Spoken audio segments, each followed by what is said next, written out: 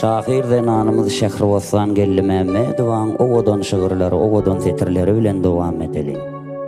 Entek gidersiň öýtmedim. Meni munna ýalňyz goýup, derdimi saňa aýtmadym, birden sen gynanma diýip. Ýyllaň ýumagyň çözmeden, diýdim dokuzum düzüledim, saňa kän ýalan sözledim, birden sen gynanma diýip. Göýagam ýok deýserimde, hemme zat ýerli ýerinde. Elmidan bagtly görünnüm, birden sen gynanma diýip. Sen gittiň soňlanyny aýdym, goşguýuny bir mahal goýdum.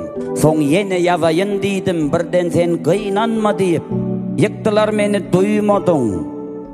Ünsüňi sowdum, güýmedim. Meni gallaryň diýmedim, birden sen gynanma diýip. Dogrymy ýalňyş iş edip, ýazsam syramy paş edip.